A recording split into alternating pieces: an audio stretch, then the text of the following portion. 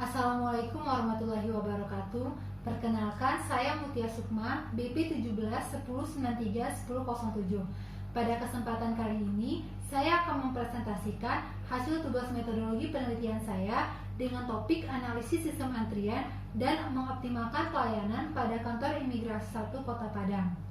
Pada kesempatan kali ini, saya akan membahas dua materi, yaitu mengenai bab 2 literatur review dan bab 3 metodologi penelitian. Pada bab 2 literatur review ini, saya akan mereview 5 jurnal yang berhubungan dengan topik saya.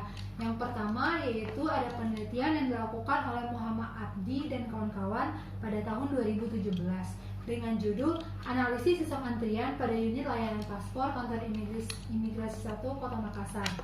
Tujuan penelitian ini yaitu mengetahui sistem dan model antrian yang diterapkan oleh kantor imigrasi 1 Kota Makassar ini. Metodologinya yaitu data tersebut diambil secara langsung dan dilakukan pengamatan secara langsung. Hasilnya diketahui bahwa model antrian yang ada pada unit layanan paspor kantor imigrasi 1 Kota Makassar tersebut sudah dapat dikatakan normal, sehingga tidak perlu perbaikan pada kantor layanan pembuatan paspor ini. Kelebihan pada penelitian ini yang dilakukan yaitu data yang dikumpulkan tersebut setelah itu dilakukan pengolahan data dengan dua cara. Yang pertama yaitu dilakukan secara manual dan yang kedua dilakukan dengan bantuan software POM-QM.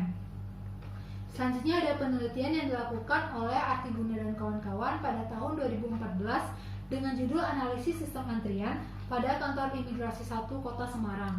Tujuan dari penelitian ini yaitu menentukan model antrian yang tepat sehingga diperoleh sistem pelayanan yang dapat bekerja secara optimal. Data hasil pengamatan tersebut dilakukan uji keselarasan dan uji steady state yang setelah itu diolah secara manual. Hasil yang didapatkan bahwa sistem pelayanan pengambilan paspor pada kantor imigrasi 1 Kota Semarang tersebut secara keseluruhan sudah dapat dikatakan berada pada kondisi yang seimbang sehingga tidak perlu dilakukannya perbaikan. Selanjutnya, penelitian yang dilakukan oleh Irzadi dan Astuti pada tahun 2012 dengan judul Optimalisasi Kualitas Pelayanan melalui Analisis Antrian pada Pusat Pelayanan Mahasiswa di Fakultas Tarbiyah IAIN Mataram. Tujuan dari penelitian ini yaitu menganalisis pemodelan antrian untuk mengoptimalkan kualitas pelayanan. Sampelnya dipilih dengan menggunakan teknik purposive sampling yang dilakukan secara langsung. Hasil yang didapatkan bahwa pola antrian yang diterapkan adalah multi-channel single server dengan disiplin antrian yang diterapkan yaitu first in dan first out. Sehingga setelah dilakukan pengolahan data didapatkan perbaikan bahwasanya pada pusat pelayanan tersebut perlu ditambahkan petugas untuk melayani mahasiswa agar tidak terjadi antrian yang panjang. Selanjutnya yang keempat yaitu ada penelitian yang dilakukan oleh Vindari dan Nugroho pada tahun 2019 dengan judul Optimasi Sistem Antrian pada Layanan Kesehatan Masyarakat.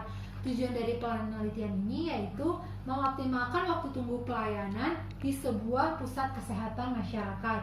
Pendekatan yang dilakukan pada penelitian ini yaitu pendekatan simulasi, sehingga hasil yang didapatkan pada penelitian ini yaitu hasil simulasi menunjukkan hasil terbaik dengan melakukan penambahan operator atau petugas di semua unit yang memiliki load atau beban kerja yang cukup tinggi. Pendekatan simulasi yang dilakukan pada penelitian ini cukup baik karena dengan melakukan pendekatan simulasi akan memunculkan alternatif atau perbaikan yang cukup baik pada setiap loket pelayanan yang itu akan mempermudah pada pelayanan kesehatan masyarakat tersebut. Selanjutnya yaitu pada penelitian Muhammad Ali pada tahun 2014 dengan judul Analisis Optimalisasi Pelayanan Konsumen berdasarkan teori pada kaltimgps.com yang dilakukan di Kota Samarinda. Tujuan penelitian ini yaitu mengetahui dan menganalisis variabel teori antrian dan optimalisasi pelayanan yang terjadi pada kaltimgps.com. Dengan analisis teori antrian tersebut, datanya dikumpulkan melalui observasi dan wawancara secara langsung. Hasil yang didapatkan pada penelitian ini yaitu pelayanan yang diberikan pada fasilitas yang tersedia tersebut belum optimal, sehingga perlu melakukan penambahan fasilitas pelayanan atau tenaga kerja sebanyak 2 atau 3 orang. Selanjutnya, dari 5 jurnal yang direview tersebut dapat disimpulkan bahwa hal yang perlu dilakukan dalam melakukan analisis sistem antrian yang dapat dikatakan baik harus melakukan beberapa tahapan. Yang pertama, setelah dilakukannya pengumpulan data secara langsung, perlu dilakukannya uji kelayakan data tersebut dan uji distribusi data tersebut. Apakah data tersebut dapat digunakan untuk proses pengolahan selanjutnya? Setelah dilakukan uji tersebut, yang kedua, data tersebut dapat dilakukan atau diolah menggunakan 2 cara. Yang pertama secara manual dan yang kedua menggunakan bantuan software POMQM. Setelah diolah, data tersebut dapat juga dilakukan dengan melakukan pendekatan simulasi yang nantinya akan memunculkan alternatif-alternatif yang banyak, dan itu akan memudahkan peneliti untuk mengambil kesimpulan yang baik. Selanjutnya, saya akan membahas metodologi penelitian yang ada pada penelitian saya ini. Yang pertama yaitu objek penelitian. Objek penelitian yang saya lakukan untuk topik ini berada pada kantor imigrasi 1 Kota Padang. Untuk subjek penelitian yang saya lakukan yaitu kepada nasabah dan teller yang berada pada sistem layanan pembuatan paspor baru. Yang kedua yaitu ada metode yang saya gunakan. Metode yang saya gunakan yaitu metode deskriptif, di mana pada metode ini dilakukan penelitian secara langsung yang ada pada saat itu juga, dan saya melakukan pengamatan ini secara langsung pada kantor imigrasi 1 Kota Padang. Yang ketiga yaitu ada operasionalisasi variabel. Pada penelitian ini, variabel yang berhubungan dengan sistem analisis pada sistem analisis antrian ini saya gunakan seperti jumlah rata-rata waktu pelayanan, jumlah rata-rata pengunjung, jumlah rata-rata waktu tunggu, dan probabilitas pelayanan sibuk dan variabel lainnya yang berhubungan dengan sistem analisis antrian ini. Yang keempat yaitu ada sumber data. Pada penelitian ini sumber data yang saya gunakan ada 2. Yang pertama yaitu ada data primer dan yang kedua data sekunder. Untuk data primer itu sendiri saya melakukan observasi atau pengamatan secara langsung.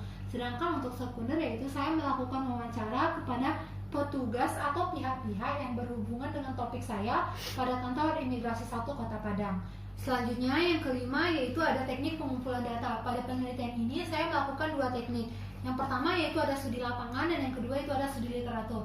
Pada studi lapangan ini saya terjun langsung ke dalam kantor imigrasi 1 Kota Padang untuk melakukan observasi dan mengambil data kepada nasabah dan teller yang berada pada sistem layanan pembuatan paspor baru, dan juga melakukan wawancara kepada pihak-pihak yang penting seperti kepala dari kantor imigrasi 1 Kota Padang. Untuk studi literatur itu sendiri saya mengambil teori-teori yang berhubungan dengan analisis sistem antrian yang berhubungan dengan topik saya pada buku dan jurnal. Selanjutnya yaitu ada yang keenam ada prosedur pengolahan data. Pada penelitian ini, setelah data tersebut didapatkan, data tersebut harus melakukan uji kecukupan data dan uji kelayakan data. Apakah data tersebut bisa dilakukan pengolahan atau tidak?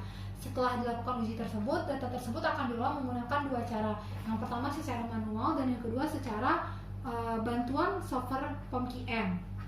Setelah data tersebut diolah, dilakukan juga dengan menggunakan pendekatan simulasi, di mana nantinya akan dibuatkan alternatif-alternatif perbaikan pada setiap model antrian yang didapatkan nantinya.